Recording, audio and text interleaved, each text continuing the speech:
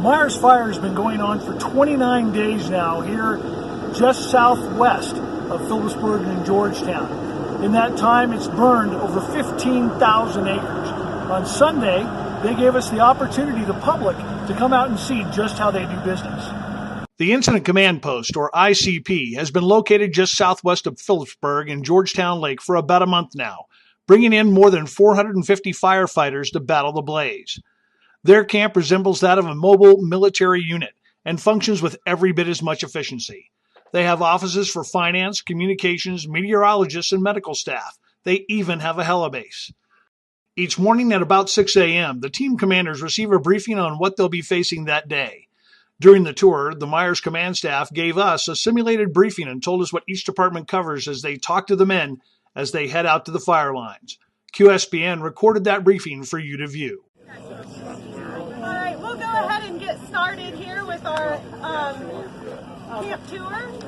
Welcome to our home away from home here at Meyers Incident Command Post. I'm Shauna Hartman. I am one of the public information officers with the Rocky Mountain Blue Team. And we're really excited that you're here.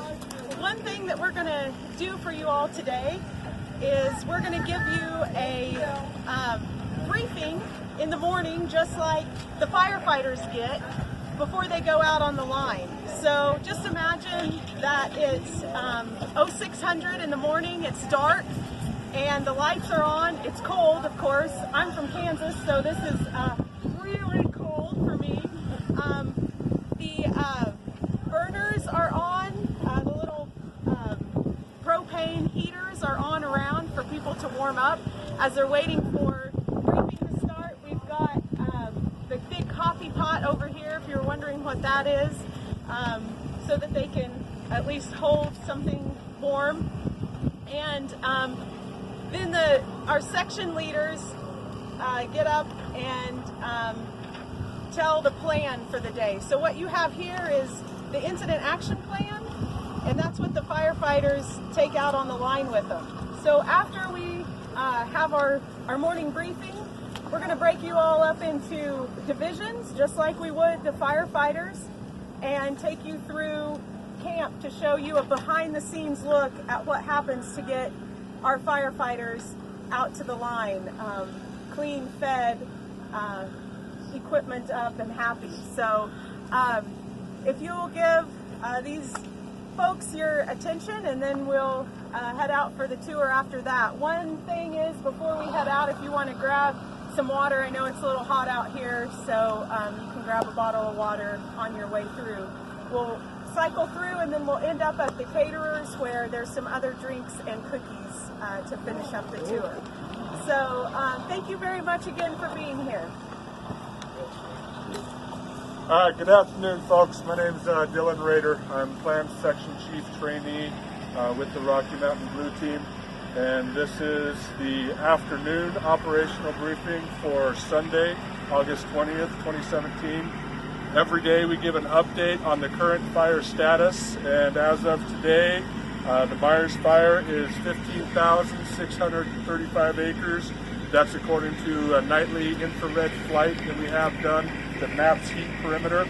We're reporting a total of 5% contained of the fire, so that means that we have a line around 5% that we feel confident that the fire will not jump.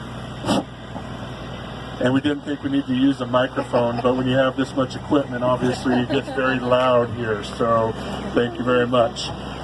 The other thing that we report is typically number of personnel assigned to the fire. And we have a total of 447 people assigned to the Meyers Fire at this time as well in various support functions, not just operational firefighters, but also logistical support here in camp. The other thing we report to the firefighters every morning at briefing is preparedness levels. Those are pre-established dispatch levels that are set at both the Geographic Area Coordination Center and the National Interagency Coordination Center. And on a level of 1 to 5, 1 being least activity and 5 being the most activity, both the Northern Rockies Geographic Area and the National Interagency Coordination Center are at a PL5 due to large fire activity, number of fires, and number of teams that are out, and number of firefighters are out. So that is the update that we typically give, and after that we pass it on to our operations chief. Good afternoon, Travis Lip, Operations Section Chief. So usually right after Dylan, we'll give a current update of what's going on. So I'm going to go ahead and do that currently. I'll start in Division Alpha Echo. Fire activity in this area continues to just be monitored. Fire is caught up high in the rocks. It isn't really moving in this area. We're getting some consumption in here, but this area is pretty quiet. Coming around into Division Kilo, we do have some activity over here. Again, it just continues to back. You can't even see flames in there right now. It's just a ground fire staying on the ground and slowly backing to the west, but still quite a ways from Frog Pond. Continuing to go north up towards Division Romeo, most of the activity or smoke that you see is coming from Romeo. A lot of it's coming from this area. Moose Mountains right there. It's pretty active right here. And then as you come around a little bit east of Zeke's Meadow is right here. We got some fairly decent activity going on right here. Again, all of the activity that we have is well interior from our primary control lines. Nothing's threatening our lines right now, and it's just in a monitoring phase. As you continue to come back down around into Tango Whiskey, we do have a little bit of fire activity in here, but real minimal. Thank you. I'll talk to you here in a little bit. Usually I'd say good morning, but I guess I'll say good afternoon. My name is Chip Redmond. I'm the meteorologist of the Blue Team. So every morning the forecasters, I'm the forecaster. The firefighters need to know what kind of weather they're going to experience out in the fire line, so they can know what kind of hazards are out there, and also to link it together with fire behavior, who we'll talk next. So every day I make a forecast, and I'll basically give a quick summary of what it'll be. So today we're going to have some we had a lot of smoke this morning. I was expecting that smoke to lift out at about 10:30 as that inversion, which is basically I'm getting too technical. Let's get that. So the smoke will mix out and it'll get clear, and then we're expecting high clouds to move in today and thicken up through the afternoon. Winds will be a lot lighter today than they were yesterday. We're expecting most upslope, up valley winds, which is your typical diurnal daily weather wind pattern on the mountains. We're expecting that today with some slight northwest winds at the ridge tops with some gusts to 15 miles an hour. Yesterday they were gusting to over 30. Lastly, temperatures today, they're going to be a little bit cooler than they were yesterday at this time, but not by a whole lot. It's a degree or two, so we're looking at highs in the middle 70s. And relative humidity is also another important thing that really drives the fire. And relative humidity today is expected to be right around 20%, just a little bit higher. So we're looking at 20-25%, which is not critical fire weather for this area. And that's all. Thank you. Have a good day.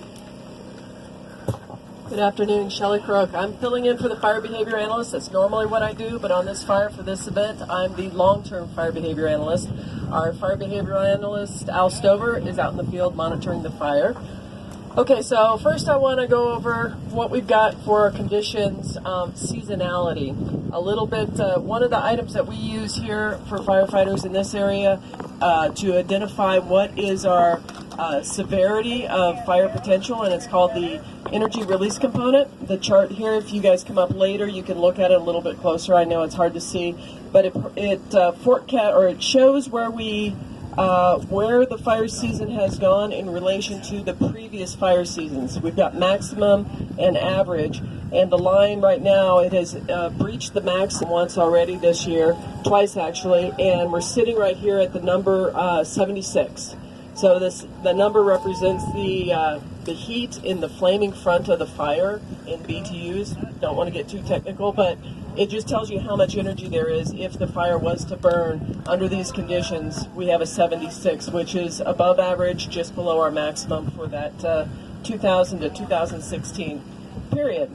So, and it's been above average for most of the fire season, with the exception of the storm we had just last week, where we got just an itty bitty amount of rain. Dropped it down, immediately bounced right back up. Very dry out there. So with regards to the fuels, because it has been above average, that's an indication that our fuels are very dry. We did have an extremely wet spring and winter. In fact, you guys might remember you got almost 2 inches of rain back there in June. That was very abnormal. That was off the charts to get that much rain in a 19-hour period. So what we've got is the fuels were starting out in the spring very wet, but then it got extremely dry, and it stayed dry for the last month. And now the fuels are starting to dry out. The fire is burning active in places, but not real active. And it was already pointed out by operations where our most activity is. And just for information, we got 414 acres of consumption in the last 24-hour periods. The day before we had 800. So it came down. Today we anticipate we'll probably have a little less spread because the conditions are milder. We don't have the winds. But most of the spread was up here in the north end of the fire, down here in the south end, and as pointed out, we don't have a whole lot going on this side. So for tomorrow, or for today, I anticipate that we're going to have the same areas of fire behavior activity where it's already been burning. There are available fuels, but right now the fuel moisture is high enough that it's resisting active spread unless the conditions are where the fuels and the upslope are in alignment with the winds and you've got good sun on it. Well, we don't have a whole lot of sun, so I don't anticipate a whole lot of spread today. And I'll leave it at that, and I'll see you guys later.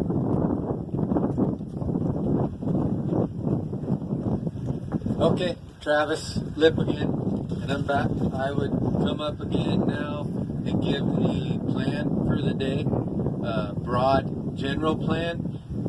In each one of these divisions has a division group supervisor, unless we combine them, and like Alpha Echo is combined. But I would introduce them. They'll be standing over here, you know, and then afterwards they'll get a more thorough briefing from their division supervisor. But I'll give a broad picture, just like I did this morning. Starting in Division Alpha Echo today, we continue to just patrol, watching the fire activity that's caught up high on the ridge. We will continue to put crews and check this line right here. This line that's black right here. That's the 5% that we're calling contained that you've probably seen reported. So we'll continue to patrol and monitor that, and also mop it up if there's any heat that comes close to the line. Moving around, Division Kilo. Division Kilo is unstaffed today. We'll continue to monitor that by air. Moving around to Division Romeo today. Today in Division Romeo, up high where you see DP28 to DP29, they have a chipper in there. They continue to do some chipping, some line preparation for our primary line. Right now that's our primary line. And then they're also hauling firewood out from Division Romeo, back out past ICP here. That operation has started today also. Also in Division Romeo, they're looking at just north of Zeke's Meadow in here, doing some scouting, maybe looking at some potential areas we could shrink or bring our primary line in closer to the fire's edge. Division Tango Whiskey today. Tango Whiskey line is all in. It's prepped. The chipping was completed yesterday. They're just spread out, continuing to monitor fire behavior. We're going to go over to Division Sierra. That's our contingency line. That operation is continuing with our heavy equipment logging operation. They started in drop point 40. Going to drop point 42, you'll see the black on top of the green. That's what we have completed so far. They just continue to move east, going towards drop point 42. Today we combined Yankee and Zulu into one division, so it's called Division Yankee Zulu. They'll continue their contingency line preparation also. They started at drop point 50 and are working east. They've completed to where you see the black, and then about the division break, which is right here. This is the division break from when it wasn't combined. The cutting is completed up to there. We still have skidding to do and decking of the wood. And then from that division break line, we do have our feller bunchers starting to cut, moving towards Highway 1 in Division Yankee Zulu today. So continuing to put in that contingency line. We do have a structure division, structure/IA group. They'll continue to do what they've done the last several days. They just continue around Moose Lake, monitor Moose Lake, be a presence out there. They do go up, check the Frog Pond area daily for us. They're available to help all these other divisions should something be requested. And then they are also our IA, which means Initial Attack Group. Should we get a new start, we have resources identified that we will send immediately to that new start, so that we hope we catch it right away. And with that, I believe I am done. Good afternoon. My name is Travis Bailey. I'm one of the log section chiefs for the team.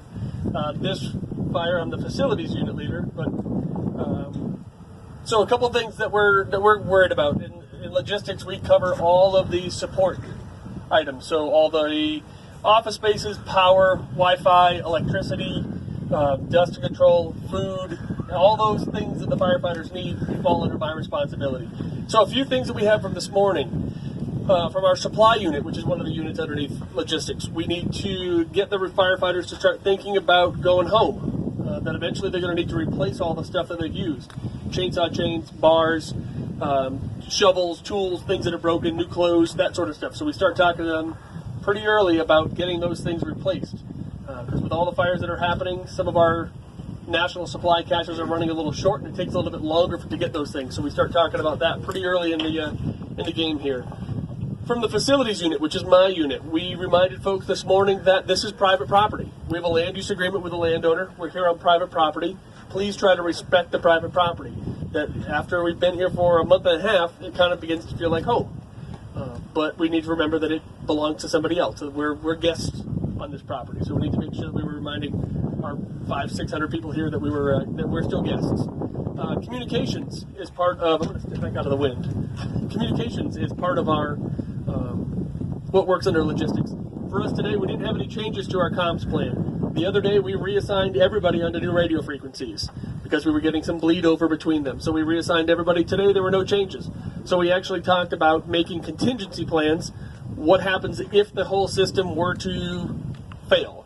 For some unknown reason, what would happen? How do we still communicate? So we use it as a safety point as well as just a teaching moment for a lot of the newer folks. Ground support. All the wheels, everything that has wheels or tracks falls underneath us. Responsibilities for maintenance of it, inspections of it, and upkeep of it. So we talked today about making sure that the last of the vehicles that have been getting here recently get inspected.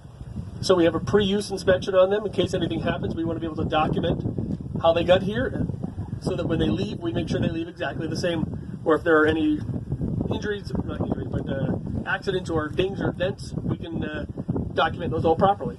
We also talked about rental cars. We have a lot of rental cars, so we're trying to get as many of those back that we're not using. We don't want to be paying for vehicles to sit here, so we're trying to get them back. We had 4 to 6 vehicles today that got shuttled back to Missoula to get back to Enterprise Rentals so that we weren't just incurring costs that we didn't need. So we're trying to make sure that we're spending the appropriate amount of money for the needs of the firefighters. And then lastly, and probably our theme for the day was food. So we have a food unit back here. So we feed about 600 meals, 530 meals last night, 2 hot meals a day, plus a sack lunch. We've been having lots of folks take food out of the eating area, coming back to their office spaces, and we need to not do that. That food safety becomes a real problem. Again, as we become more and more comfortable, and it starts to feel like home.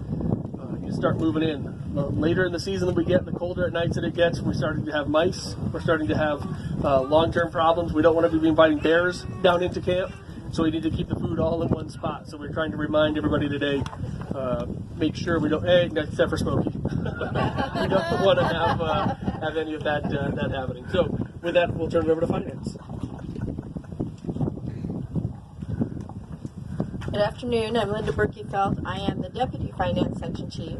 In our section, we keep track of the costs. At briefing, we remind everybody to turn their time in. Don't get behind on it because we try to keep a daily cost. Right now, our costs are about $18.4 million on this incident. We also track in our unit the days off, so people can be here for 14 days. Then they have to get an extension. And they have to request that from us and from their home unit to be able to stay for 7 more days. So we track all of that. The biggest thing that we do in briefing is remind everybody to turn their time in.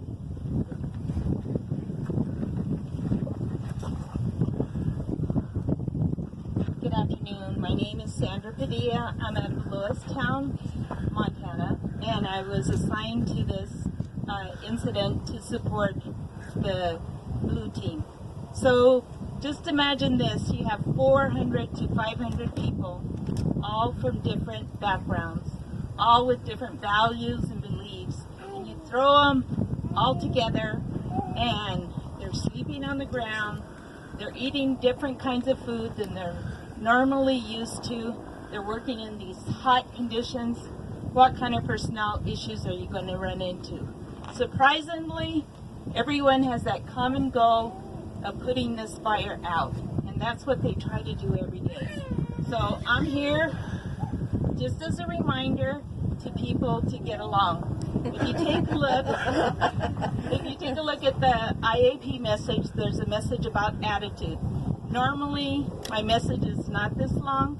I usually try to just go with a one-liner to remind people. So, people may hear your words, but they feel your attitude. Can we send you to Washington?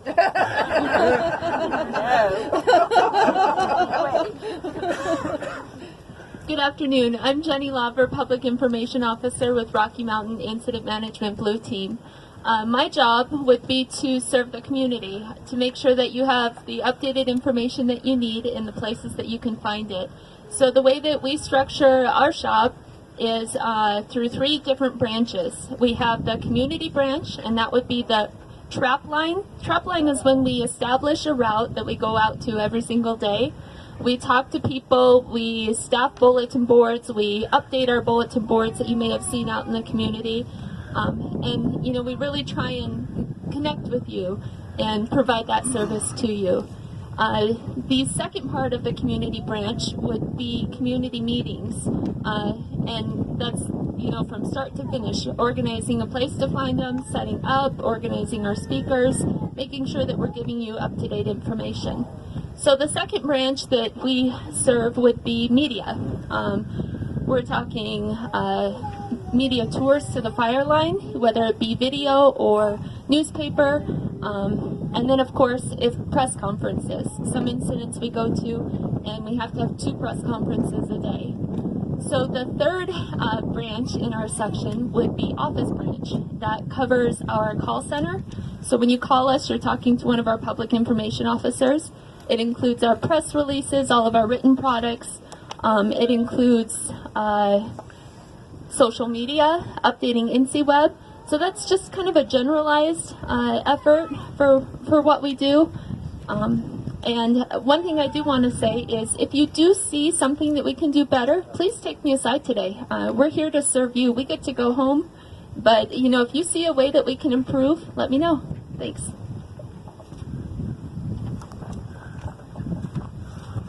Okay, normally to close the briefing, we have our incident commander come up. He is in a meeting right now, but he will be tying in with you guys at the conclusion of your tour, hopefully.